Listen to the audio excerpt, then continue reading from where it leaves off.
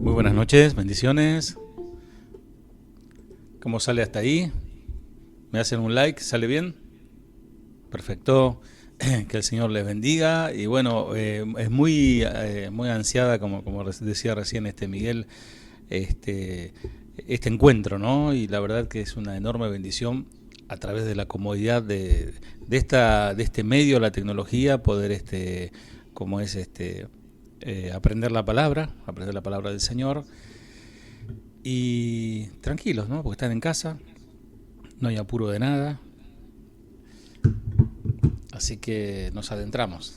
Bien, saludamos a todos los hermanos que también van a estar escuchando esta grabación, este audio. Que el Señor les bendiga también. Y necesitamos que todos enciendan sus cámaras, por favor.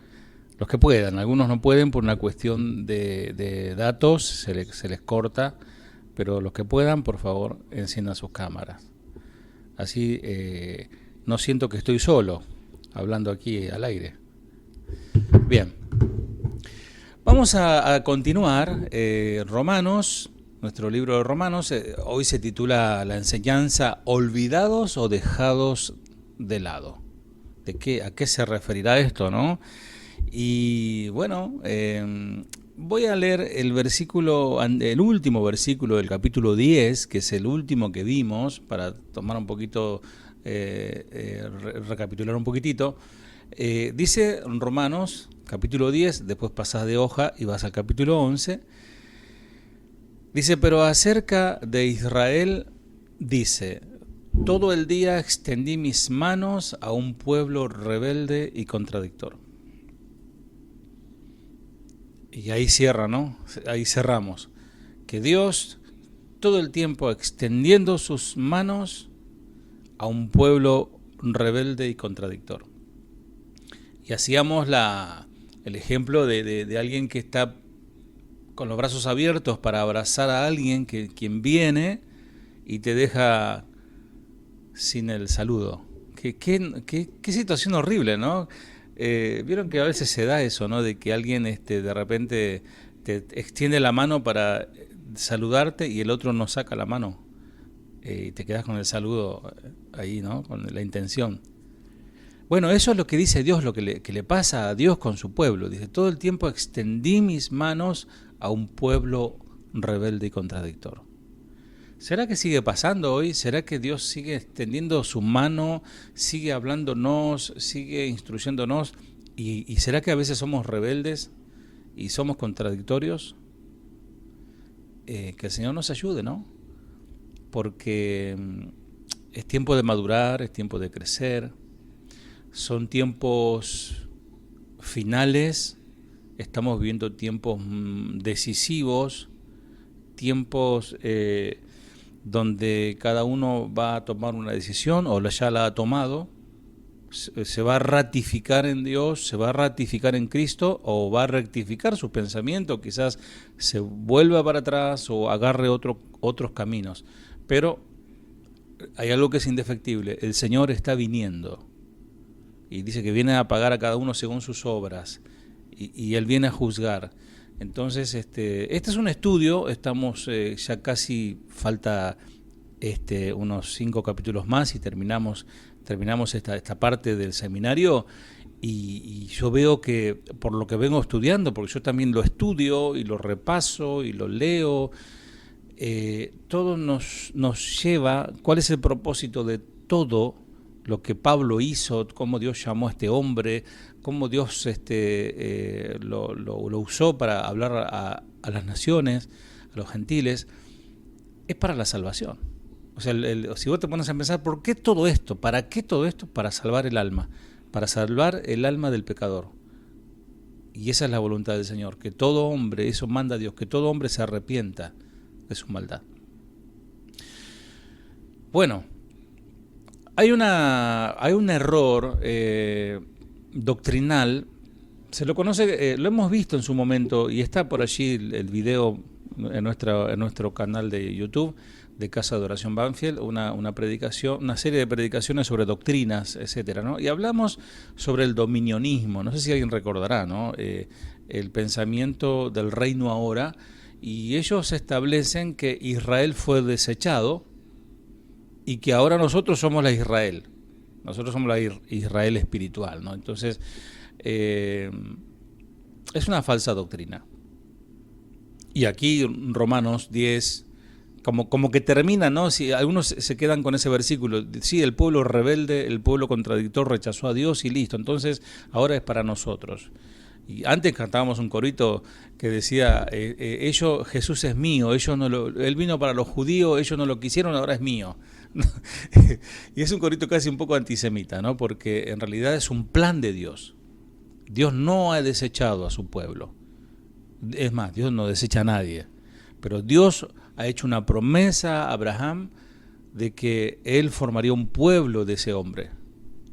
Y no iba a desecharlo y no lo ha desechado. Por eso el título de esta enseñanza es ¿olvidados o dejados de lado?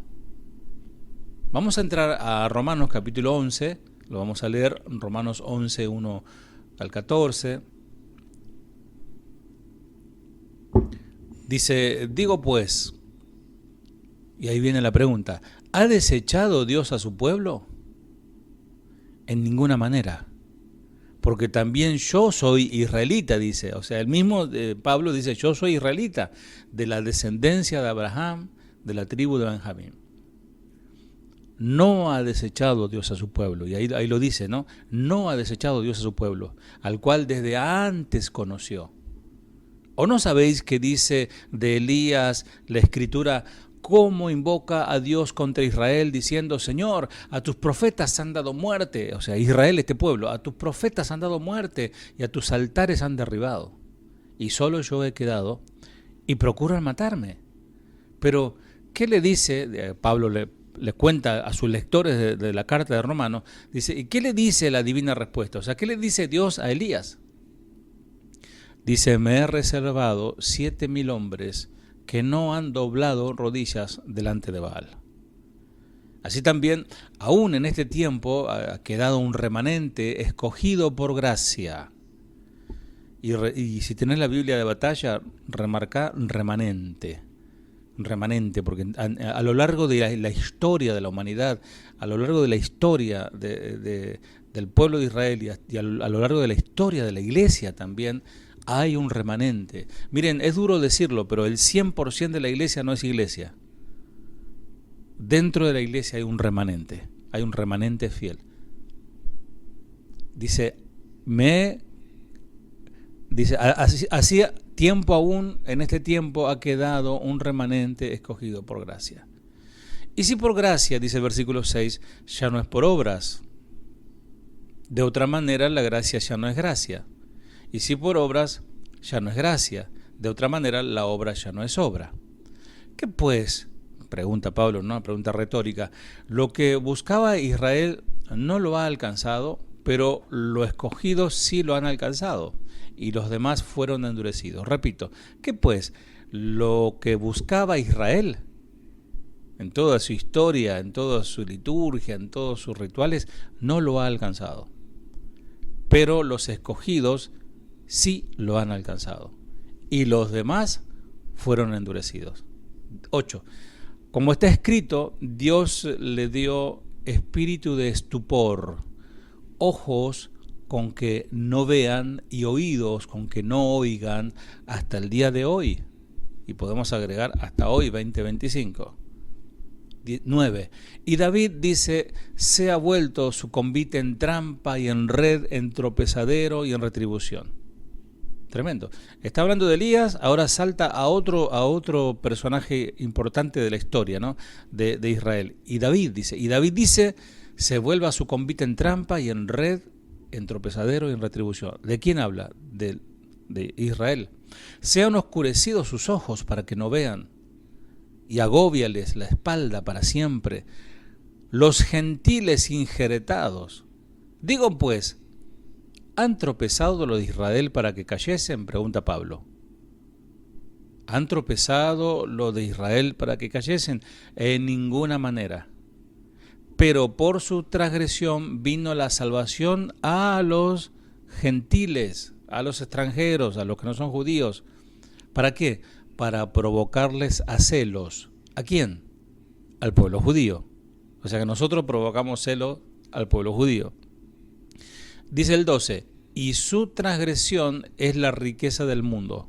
O sea, el pecado de ellos enriqueció al mundo, porque gracias a eso, o sea, digamos, la salvación vino a los gentiles. Y su defección, la riqueza de los gentiles. ¿Cuánto más su plena restauración? O sea, si su maldad, sus yerros, sus errores del pueblo de Israel bendijo a los gentiles, ¿cuánto más será su plena restauración? ¿Cómo será cuando el pueblo de Israel sea restaurado? ¿Cómo bendecirá a todos? Bueno, ahí vamos a ir. 13. Porque a vosotros hablo, gentiles.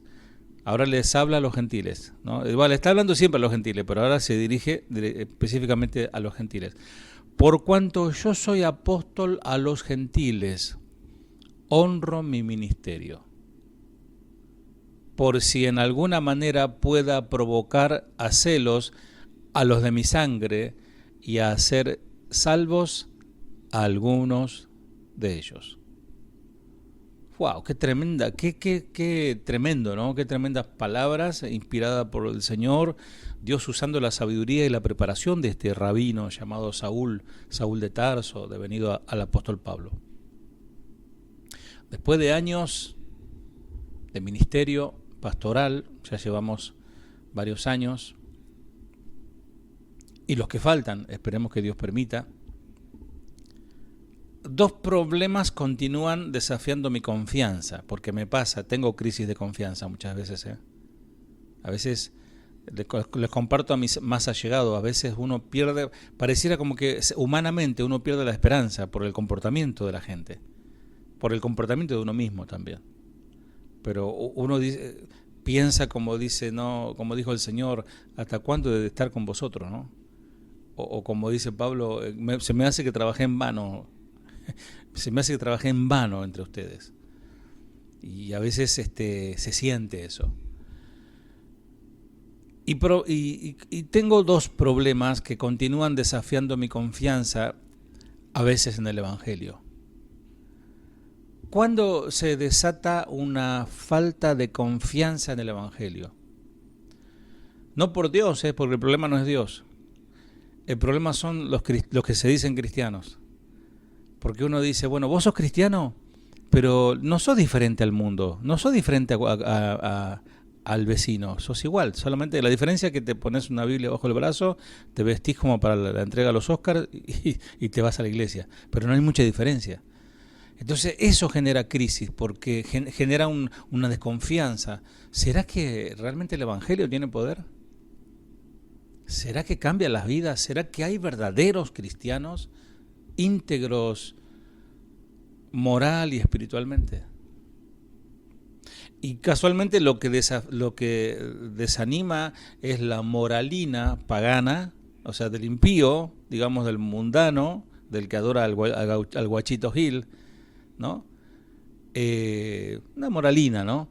Y también está, por un lado eso, y por otro lado la inmoralidad cristiana. Los que teóricamente adoran al verdadero Dios, teóricamente profesan una fe, una religión, si querés. Con respecto a la primera, a la moralina gentil y pagana, admito, no pone tanto a prueba mi teología. O sea, porque sé que pobres están ciegos. Tiene sentido para nosotros y para mí que la humanidad, aunque es perdida, está perdida la humanidad en su mayoría, pero aún todavía llevan la imagen de Dios. Todavía hay un vestigio de luz en ellos. Todavía. De manera que no debo sorprenderme de que de repente reconozcan a Dios y de repente a veces sean más humildes que nosotros. Y aún así conozcan a Dios. Y gracias a Dios por eso. Obviamente que sus corazones están endurecidos, se burlan del Evangelio, se burlan de la Biblia, se ríen de lo que cantamos, de lo que hablamos, se aburren, pero en algún momento ellos consideran a Dios. dentro de su endurecimiento, de su pecado, adherido a su alma, hay un vislumbre de luz en algún momento. Y ese vislumbre de luz, esa fe, los puede salvar. Pero por otro lado, el otro grupo son los cristianos, que son los que realmente desaniman, los que ya deberían mostrar a Cristo en su vida, ¿no? Y muchas veces trastornan el equilibrio de mi confianza en el Evangelio. Seguramente que a todos ustedes les ha pasado esto. Más de una vez he depositado gran confianza en alguien que consideraba un creyente sólido, como una roca en Jesucristo. Digo, este es un hermano, este realmente es un hombre de Dios y pongo mi confianza en él. Pero más tarde descubrimos que era todo una fachada, que era todo puro cuento. Mucho bla bla y nada de vida verdadera. Mucho ruido y pocas nueces. Porque a veces nos dejamos vislumbrar por alguien que habla mucho, ¿no?, de la Biblia y dice muchas cosas y tiene una Biblia, ¿no? Pero eso no es todo, eso es parte. Y de veras encuentro que las iglesias son sus lugares favoritos, pululan por las iglesias. Es un lugar favorito para moverse ellos y sentirse como honrados por los demás. Son personas que hablan de Dios, relatan experiencias, testimonios, son espirituales aparentemente, hablan con propiedad, citan de manera eximia textos de la Biblia, de una manera experta, exhortan bastante bien a otros, son muy bien exhortadores, y es un ministerio, realmente es un don. Exhortar con la sabiduría de Dios y con el amor de Dios es un don dado por Dios, y algunos de ellos hasta predican y enseñan con convicción. Pero debajo de ese impresionante enchapado de parece oro, no hay nada. Y eso es lo que desanima. Y la verdad que es relumbrante, relumbra, encandila con su enchapado, pero es hipocresía. Moralistas de moral hueca. Monumentos vivos a lo relativo del pecado. Como dice la palabra, aún sus ojos están llenos de adulterio, hablan con vuestros ágapes y en sus corazones se están manchando. Y son personas engañosas y son peligrosas. Parecen espirituales, pero son peligrosas. Y las consecuencias son mortales. Estos sucesivos naufragios morales serían suficientes para retirarme, la verdad, como pastor, malhumorado y adelantar mi jubilación. Y decir, bueno, digo, que siga otro. Si no fuera por unos cuantos que sí aman a Cristo, por unos cuantos que sí retornan a Cristo, por unos cuantos que sí están quebrantados, completamente vaciados de su orgullo, y al final en paz, necesitados del Salvador, viven todo el tiempo agradeciendo a Dios por la salvación. Y gracias a Dios que no soy Dios, porque hubiera perdido la paciencia hace rato. Hubiera agarrado a algunos como un papel así, hacerlo bollito y lanzarlos a la llama. Gracias a Dios que no soy Dios y que vos tampoco sos Dios. Y en esos momentos de impaciencia, cuando uno está impaciente, porque nos pasa a todos, qué bueno es recurrir a la palabra de Dios para que Él nos hable. Y como dijo alguien, yo leo la Biblia, he leído muchos libros, pero la Biblia me lee a mí. Vamos a leer el Salmo 103, versículo 8. Lo voy a leer en la versión traducción lenguaje actual, hablando de nuestra impaciencia a veces con la gente, ¿no? Salmo 103, versículo 8 hasta el 14, dice de esta manera en su traducción lenguaje actual: mi Dios es muy tierno y bondadoso, no se enoja fácilmente y es muy grande su amor. No nos reprende todo el tiempo ni nos guarda rencor para siempre. no nos castigó como merecían nuestros pecados y maldades. Su amor por quienes lo honran es tan grande e inmenso como grande es el universo. Apartó de nosotros los pecados que cometimos del mismo modo que apartó los extremos de la tierra.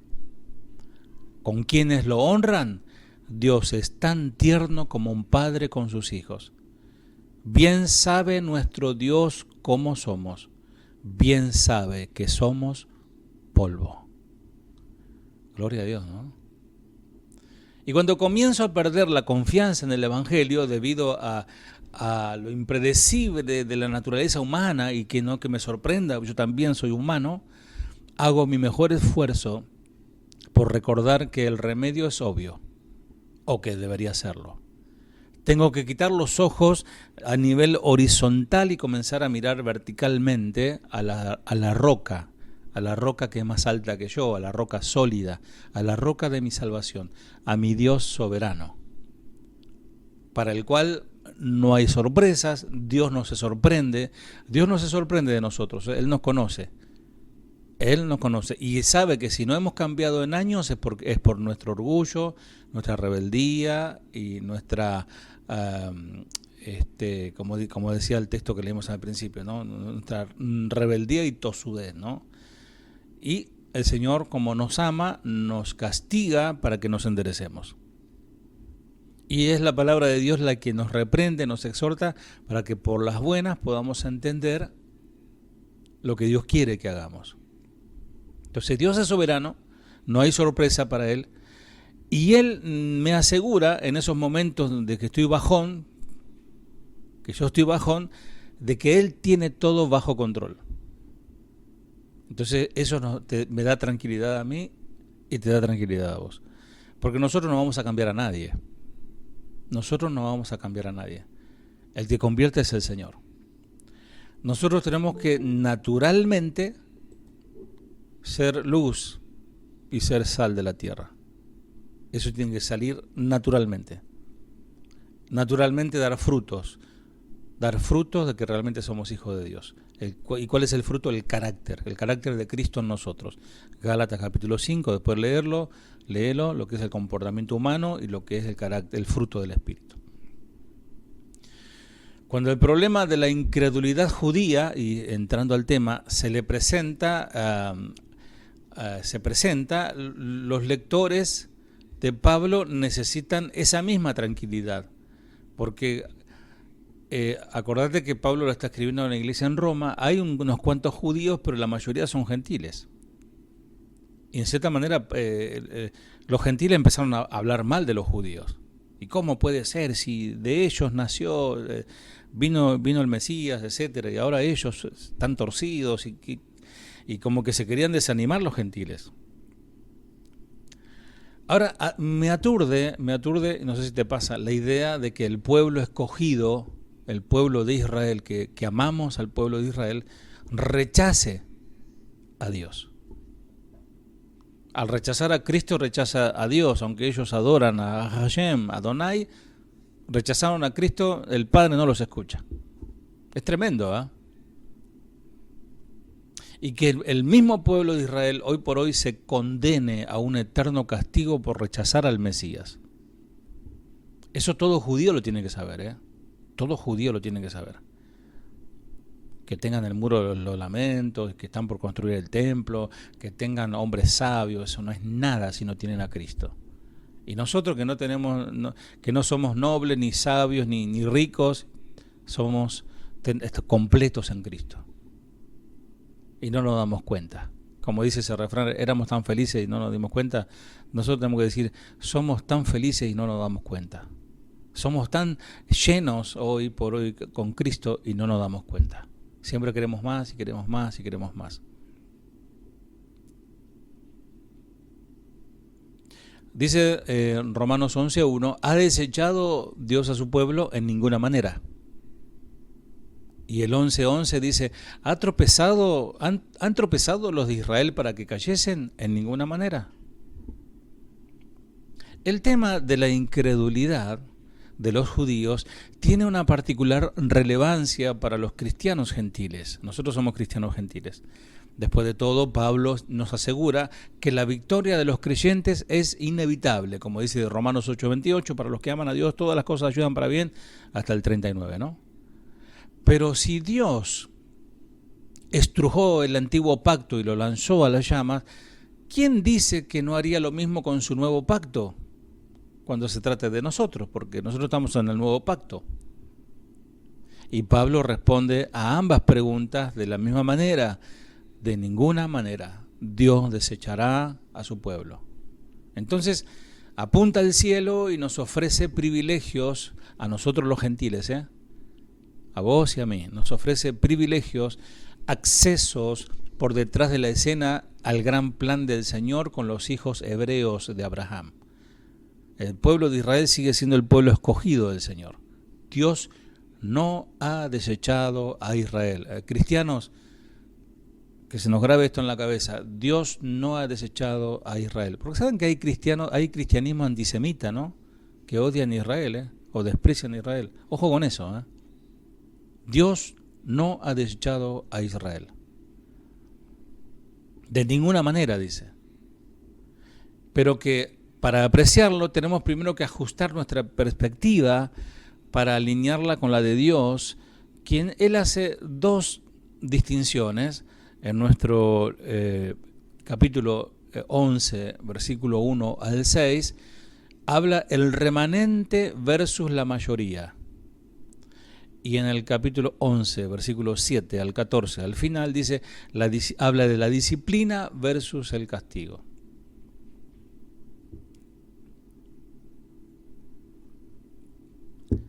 Digo pues, dice Romanos 11:1, digo pues, ¿ha desechado Dios a su pueblo? En ninguna manera, porque también yo soy israelita, de la descendencia de Abraham, de la tribu de Benjamín. Cuando queremos evidencia de la obra de Dios, podemos y debemos mirar primero a nuestra propia vida. Vos sos la obra de Dios. Y eso es lo que hizo Pablo. Y es lo que debemos de hacer nosotros. Está diciendo, miren, Dios no ha desechado a Israel porque Dios no me desechó a mí. Porque yo soy de Israel, yo soy judío. Él me salvó. Y yo iba a matar a los cristianos y Él me salvó. ¿Entienden? Entonces usted puede decir a cualquier pecador, mira, yo era más pecador que vos. Y Dios me salvó. Y si lo hizo conmigo, lo puede hacer con vos. Es una forma de predicar. El concepto de un remanente ha sido siempre parte del plan redentor de Dios. De manera que no debe sorprender verlo en efecto hoy. Y el apóstol Pablo explica y también ilustra el concepto comenzando con su propia experiencia, la cual es notable historia de un hombre que se apartaba del plan de Dios. En otra carta se describe como circuncidado al 8º día, ¿se acuerdan que él se presenta, no? Del pueblo de Israel, de la tribu de Benjamín, hebreo de pura cepa, en cuanto a la justicia intachable, exigente, ¿no? Filipenses 3 está por ahí. Su creencia en el antiguo pacto era tan grande que se consagró a la destrucción de cualquiera que pareciera socavarlo. O sea, él sostenía tan fuerte su credo que estaba dispuesto, y lo hizo, a matar a aquellos que se opusieran a su creencia. ¿Y cuál era su primer objetivo? Los cristianos, una vez, su primer objetivo, o sea, él tenía en la mira a los cristianos. Y él habló del celo en un discurso ante la multitud de sus semejantes judíos. Habla del remanente, ¿se acuerda que les hice que remarcar remanente? Remanente. ¿Qué es remanente? Remanente es un sobrante. Remanente cuando te queda unas cositas, unas moneditas, ya ni hay monedas acá en Argentina, pero cuando te queda nada, ¿no? Estás haciendo, no sé, cocinando fideos o arroz y te quedó un poquitito ahí en el fondo de la bolsa. Ese es remanente. Y a través de la historia, Dios ha usado distintos medios para dividir los fieles de los infieles. Indefectiblemente eso lo tiene que hacer, porque Dios es justo. Dios no trata de la misma manera al fiel que al infiel. No es el mismo destino el del fiel que el del infiel. No, para nada. Dios aparta a los elegidos y a los no elegidos. Divide.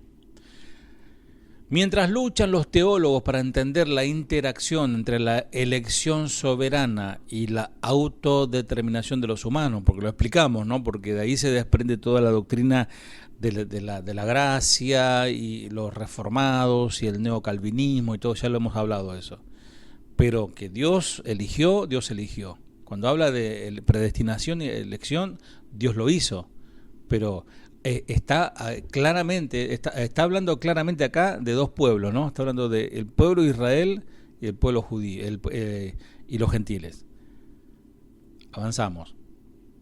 Los teólogos luchan por tratar de explicar esto, pero Dios guarda sus promesas en cuando fallan los humanos. Aunque los humanos fallen, Él sigue guardando su promesa. Al final de cuentas, solo y tan solo Cristo, Jesús, es 100% fiel. Alguien dijo que todos los que están en la Biblia están muertos, ¿no? O fueron pecadores, que hablan, son todos fallos, y hablan del único perfecto, del único santo, del único que nos falló. Ninguno de los que estamos aquí, las caritas que estamos aquí en este grupo y los que estén escuchando este audio, ninguno es perfecto, ninguno es 100% fiel, 100% santo, 100% recto. El único que fue, es y será perfecto, santo y fiel es Cristo.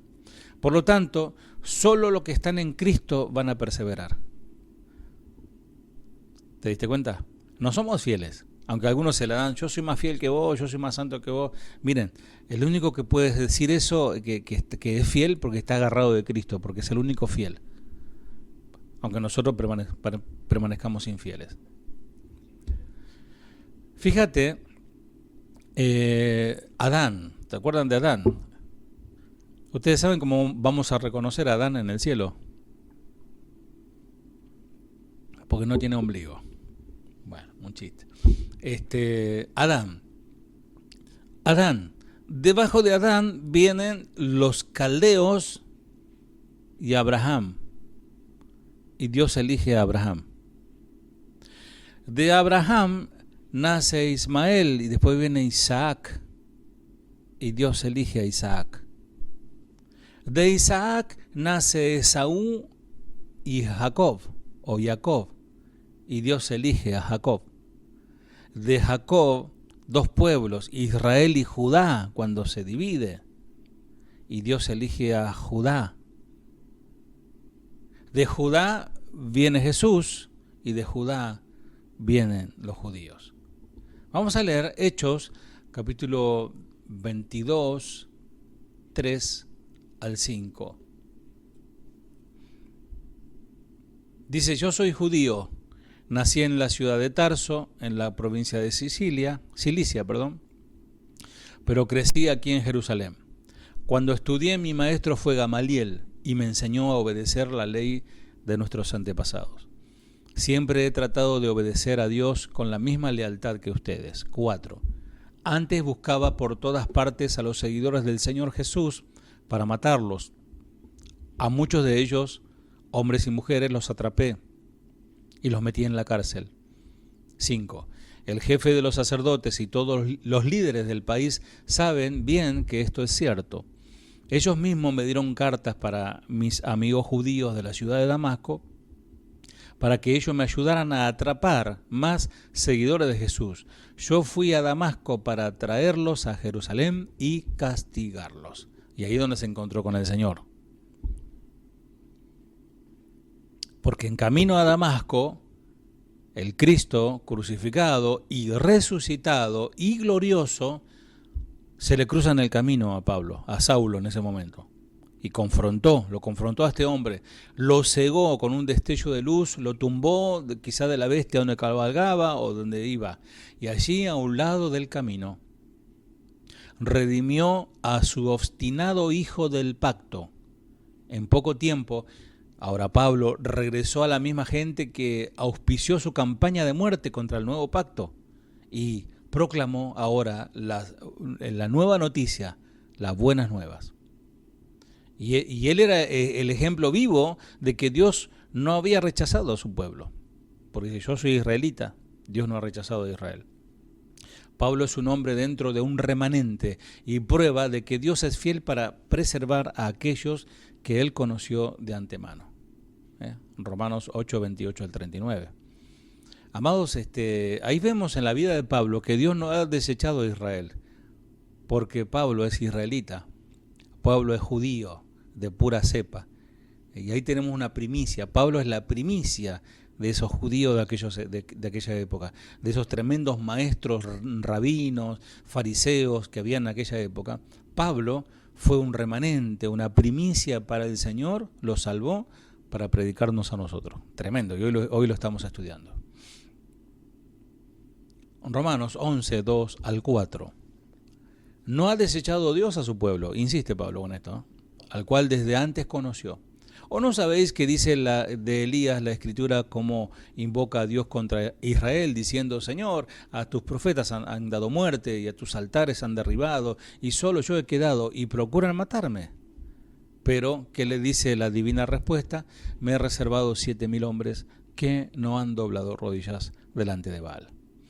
Indudablemente, amados, Pablo sintió como el profeta del Antiguo Testamento, Elías, quien se enfrentó al impío rey Acab y su tremenda, intrigante y oscura mujer, ¿no? Jezabel. Y el apóstol se sirvió de esta historia, y los israelitas habían cambiado la gloria del Dios inmortal por una imagen de la lluvia, el dios cananeo de la tormenta, Baal, y su consorte Acera. Miren cómo este pueblo se terminó arrodillando a la diosa del mar. Y persiguieron agresivamente a cualquiera que no siguiera su dirección idólatra. Estos judíos, bajo el mando de Jezabel y la influencia de Jezabel, adoraban a la misma bruja, al mismo demonio que hoy adoran los macumberos, la mujer del mar. Ese mismo Dios que viene a lo largo de toda la historia, va mutando, ¿no? De nombre, pero es el mismo demonio. Miren, dejaron a Dios para adorar a esto. De manera que el piadoso profeta maldijo la tierra para que no recibiera lluvia durante 3 años y medio. Ellos adoraban a la diosa, al Dios de la lluvia, y que hace el Señor como casi una especie de algo casi, digamos, irónico, ¿no? Como el humor de Dios, ¿no? Adoran a la lluvia, listo, se van a quedar sin lluvia. Y Dios humilló por medio de ese castigo a Acab y a Jezabel y a los profetas de sus dioses imaginarios. Y por último, Elías llamó a una confrontación. Ustedes recuerdan todo este relato bíblico de Primera de Reyes 18.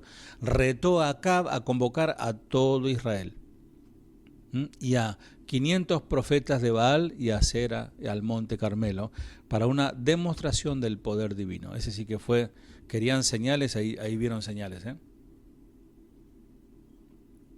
Y desafió abiertamente a los profetas para que construyan el altar y lo intimaran a consumir de manera sobrenatural el sacrificio.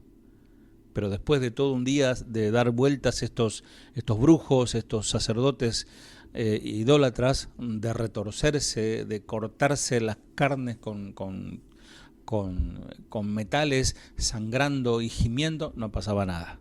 Mientras tanto, el profeta solitario, ¿no? Se miraba las uñas, se limaba las uñas, ¿no? Y se burlaba y dice, griten más fuerte, le decía, ¿no? Seguro que ese es un Dios que está meditando, como diciendo, está en el baño, está ocupado, o está de viaje, a lo mejor se ha quedado dormido, griten más fuerte, le decía, ¿no? Obvio que esto no se ganó ningún amigo en el palacio. Imagínense que la cara de Acab, ¿no?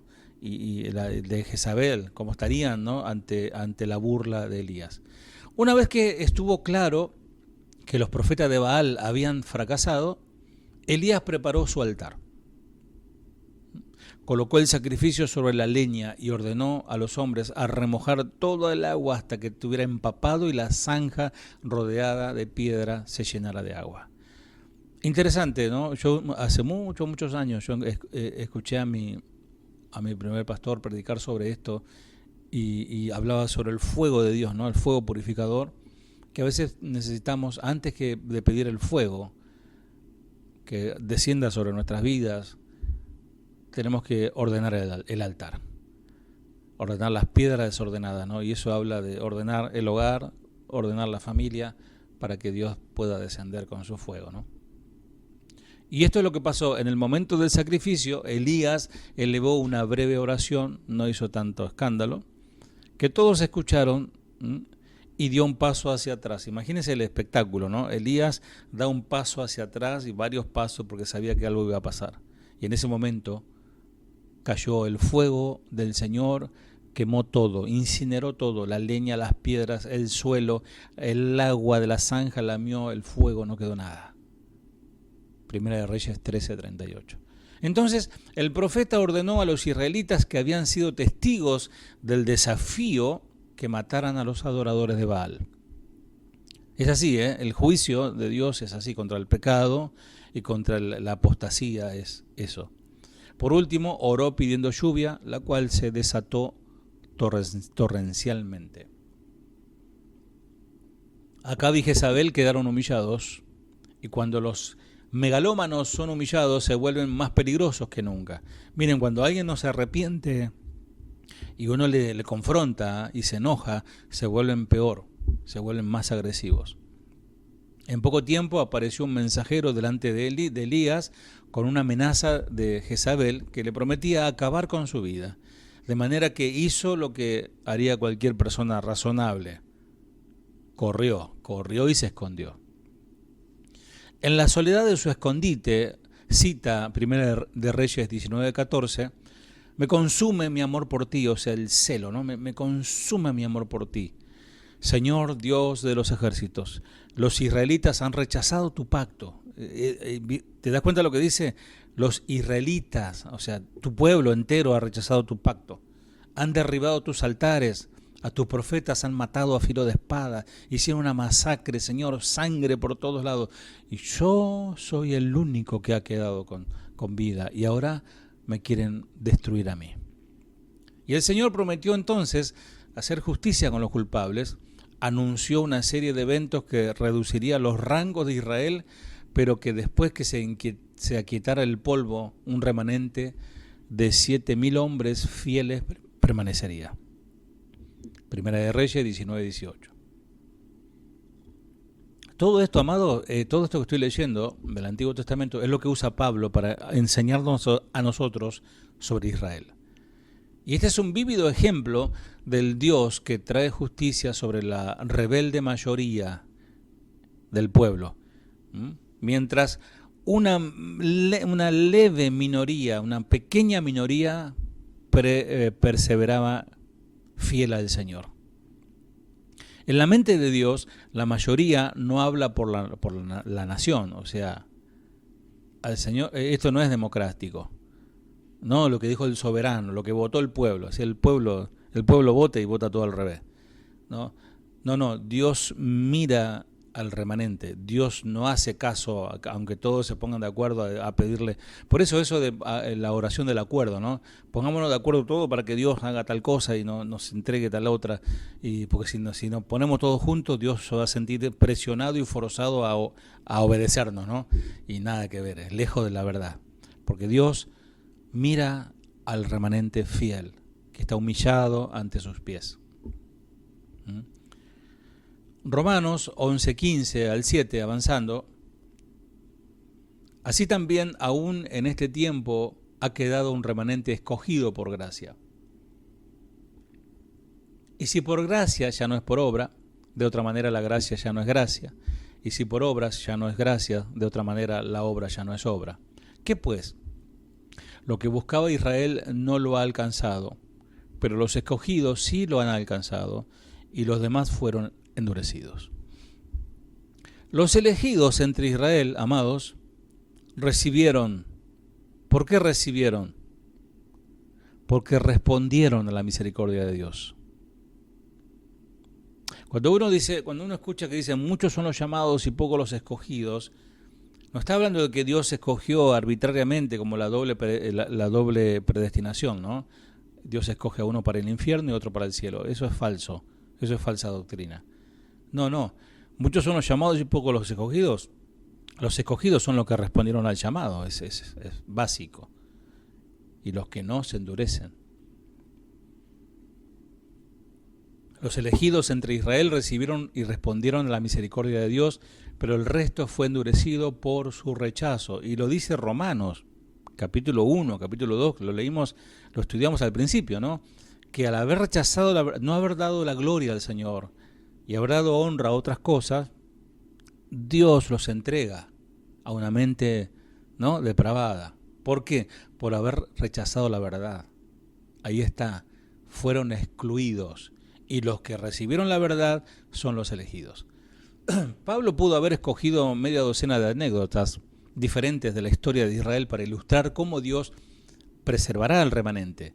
Así que, ¿en qué sentido la experiencia particular de Elías fue como la de Pablo y la nuestra? Como en los días de Elías, las apariencias sugerirá que todo Israel ha rechazado a Dios y está perdido para siempre. Eso es el pensamiento de muchos evangélicos. Israel está perdido. La situación parece desesperada. Podríamos estar tentados a seguir el ejemplo de Elías, decir, Señor, todos han rechazado. Inclusive muchos cristianos antisemitas culpan a los judíos de haber matado a Jesús. De hecho, bueno, la película de Mel Gibson, que tiene un poco tendencioso a eso, ha traído mucho ruido eso, porque se levantó la comunidad judía a atacar eso. Y los judíos tienen resentimiento contra los cristianos muy justificables, porque en la segunda Guerra Mundial, cuando Hitler mató a muchos de ellos, muchos cristianos entregaron a los judíos. O sea, hay una historia muy oscura allí. Muchos, aún los sacerdotes y los curas, iban con las cruces pegándole a los hebreos, a los judíos. Entonces, hay un rechazo ahí, está. Pero, amados, nosotros no podemos caer como Elías, decir, no, todos los judíos están perdidos. En lugar de llevarse a Elías y encerrar el libro del futuro de Israel, Dios alentó al abatido profeta de 3 maneras a Elías. Primero, el Señor le aseguró a Elías que la opinión mayoritaria no dictaba el futuro de Israel. Dios se ocuparía de eso. Aún más, la opinión mayoritaria no representa el verdadero Israel.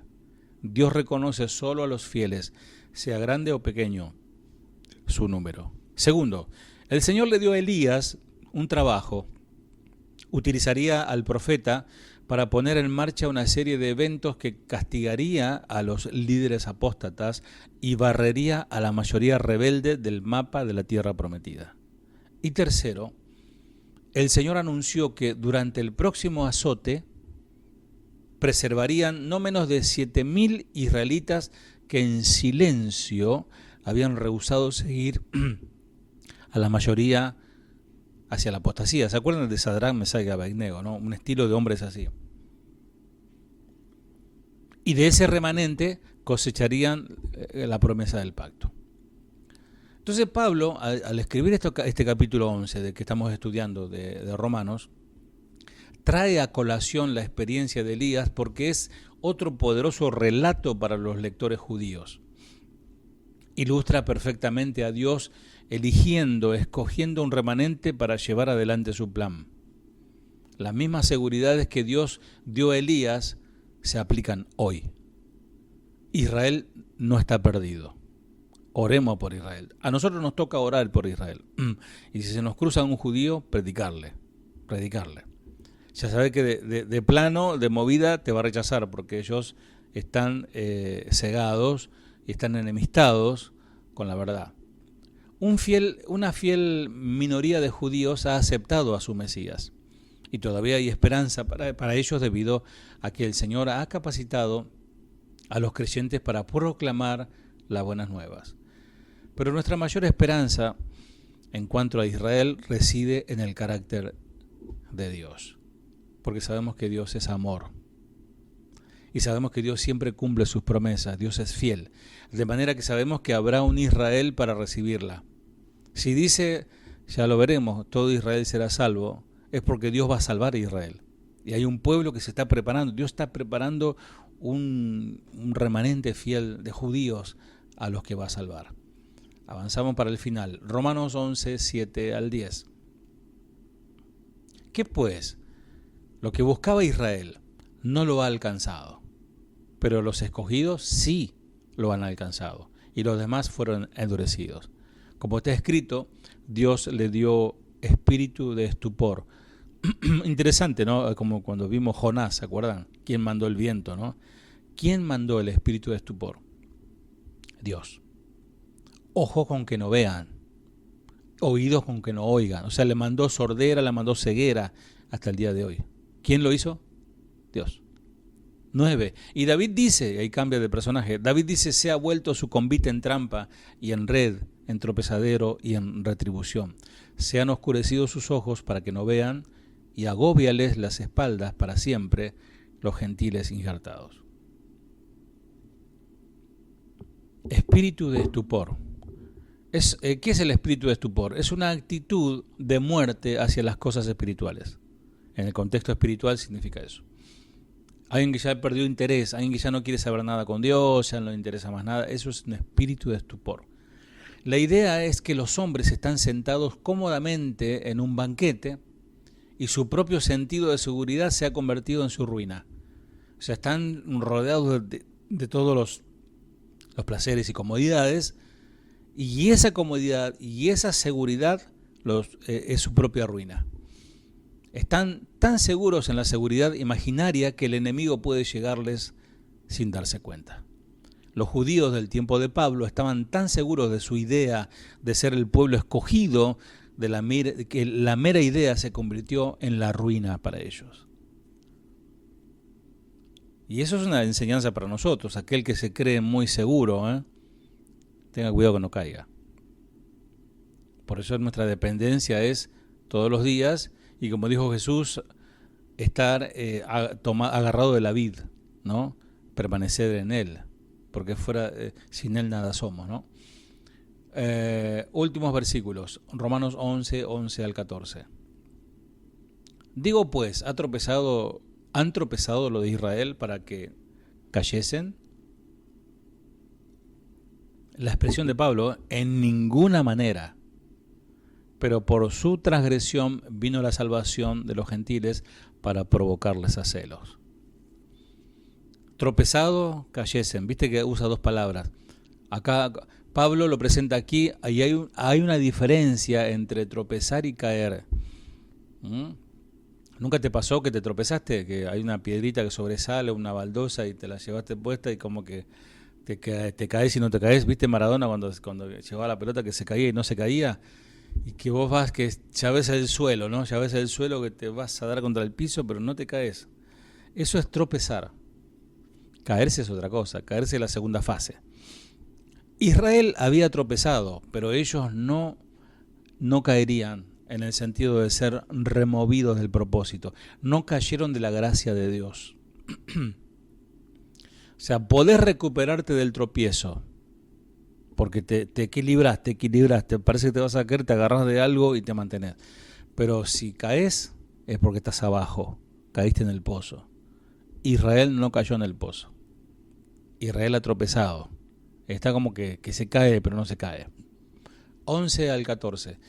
Y si su transgresión es la riqueza del mundo y su defección la riqueza de los gentiles, ¿cuánto más su plena restauración? Porque a vosotros hablo, gentiles, por cuanto yo soy apóstol a los gentiles, honro mi ministerio. Pero si en alguna manera puedo provocar a celos a los de mi sangre y hacer salvo a algunos de ellos. Es un asunto, amados, profundo, a pesar de que justo como Israel se rehusó a aceptar esta salvación cuando se le fue ofrecida, la rechazaron, así también los gentiles cristianos a menudo se han rehusado a provocar a celo a Israel. Porque acá es lo que Pablo nos está diciendo, provoquemos a celo a Israel. Eso está diciendo. Eso está diciendo, provoquemos a celo a Israel. Y en vez de provocarle a celo, en lugar de mostrar al pueblo, ¿cómo se demuestra el celo? ¿Cómo se hace para hacerlo celar a ellos? Es que el pueblo antiguo de Dios vea cómo los gentiles viven una vida cristiana atractiva, cómo viven una vida enamorada de Dios. Y en vez de hacer eso, los cristianos se dedicaron a odiar a los judíos, a perseguirlos, a tener prejuicios, malicias y una falta de amor hacia ellos. Eso pasaba en los tiempos de Pablo. Hoy también pasa. Entonces Pablo los exhorta, ¿por qué hacen eso? Y después más adelante les dice, no se la crean, no se la crean porque se la debemos a los judíos. Habiendo identificado al verdadero Israel como un remanente fiel en lugar de una mayoría rebelde, Pablo establece una segunda distinción útil y disciplina versus castigo. Y la diferencia es sutil, pero profunda. Miren, en la Biblia el castigo es una cuestión de justicia en que una persona tiene que sufrir las consecuencias del pecado que ha cometido y la eterna separación de Dios en el tormento. Si no se arrepintió y murió, tristemente irá al tormento. Y este es el permanente punitivo y retributivo. Por otro lado, la disciplina es una cuestión de santificación. La disciplina no es para destruir, sino para santificarnos más, en la cual Dios utiliza las cosas, tanto buenas como malas. Por eso dice, a los que aman a Dios todas las cosas ayudan para bien. Por otro lado, no hay distinción entre judíos y gentiles. No hay distinción para Dios, porque dice que de los dos pueblos el Señor hizo uno. Y en el momento presente, toda la raza hebrea está bajo disciplina, incluidos los gentiles electos y los perdidos. Otra vez, Pablo se vale de la historia del Antiguo Testamento para mostrar que esta era la disciplina que concuerda en la relación de Dios con su pueblo.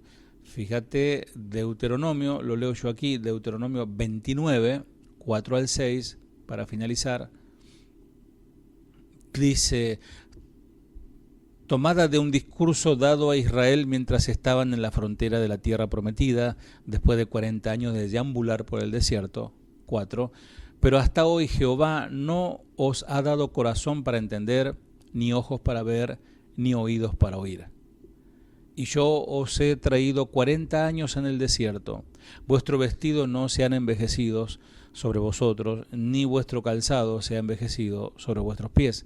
No habéis comido pan, ni bebiste vino, ni sidra, para que supieras que yo soy Jehová, vuestro Dios. Bueno, amados, quizás recuerdan que cuando Israel estuvo en el sitio por primera vez, enviaron a 2 espías, ¿se acuerdan?, para ver la tierra prometida. Y bueno, 2 alentaron al pueblo, y el resto no. Entonces, bueno, esos 2 fueron, digamos, el remanente fiel. Nosotros hoy por hoy deberíamos preguntarnos si somos el remanente fiel. Somos el remanente fiel. Somos el remanente de una gran sociedad, de una gran población. En el lugar donde vivimos, ¿cuántos cristianos hay, digamos, de verdad? De la cuadra, de la manzana donde vivís, ¿cuántas familias cristianas hay? Quizás sos la única, o quizás hay 2 o 3, y hay que ver si realmente son fieles y qué predican y qué doctrina manejan, ¿no? Ahora, somos muy pocos. Esa es la verdad.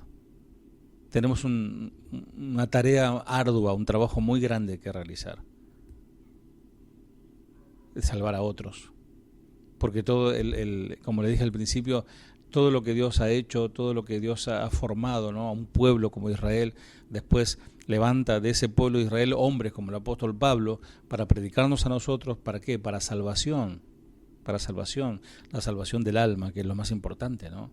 Entonces, no podemos olvidar que durante 40 años el pueblo de Israel mientras los hijos hebreos de Abraham vagaban por aquellos lugares, lejos de la tierra prometida. Los gentiles que vivían en Canaán tuvieron una amplia oportunidad de conocer el plan de Dios y sumarse. Muchos de ellos se sumaron. Imagínate qué historia más diferente hubiese sido si ellos hubiesen obedecido y no hubiesen estado 40 años en el desierto. Pero bueno, un pueblo duro, ¿no? Un pueblo difícil, y como eran duros, Dios mismo les da ceguera y les da sordera a causa de su desobediencia. Fíjate lo que dice Salmo 69, 20 al 24. Cuando escucho sus ofensas, se me rompe el corazón. No tengo ánimo para nada. Esperaba hallar apoyo y consuelo y no lo recibí. Cuando tuve hambre, me dieron a comer veneno. Cuando tuve sed, me dieron a beber vinagre. Haz que sus fiestas y banquetes se conviertan en trampa para ellos. Haz que se les nuble los ojos para que no puedan ver. Haz que se queden sin fuerzas. Descarga tu enojo sobre ellos. No lo dejes escapar. Tremendo, nos damos cuenta que es un salmo mesiánico, ¿no? Es un salmo que habla de Jesús en la cruz, cuando dice tuve sed y me dieron a beber vinagre. Y este fue el llamado de David, el último ejemplo que usa Pablo, para que un castigo eterno caiga sobre este pueblo. Y Pablo alude a este poema de David para recordar a sus lectores que cada período de disciplina para la nación un día llegó a su fin. La disciplina de Dios no es para siempre. Y en ese momento los fieles fueron recompensados y los infieles fueron llevados al castigo eterno. Por desdicha, los hebreos perdidos normalmente superan el número de los elegidos. Son más los que se pierden que los que se salvan.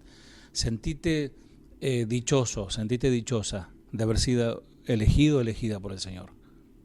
Cuida esta salvación tan grande, no la descuides. Por eso dice en Romanos 11:11, ¿acaso tropezaron los judíos para no volver a levantarse? Y Pablo responde, de ninguna manera. Bueno, si el Señor nos dice otra cosa, continuaremos con los versículos que siguen. Nos faltan poquitos capítulos, así que vamos a terminar muy rápido. Vamos a arrancar con otro libro que viene bien poderoso también. Así que, bueno, gracias mis amados por la atención, gracias por este tiempo. Sé que muchos vienen del trabajar y dejan todo, paran todo para poder estar en este tiempo, así que el Señor les bendiga y será hasta el próximo martes. Bendiciones.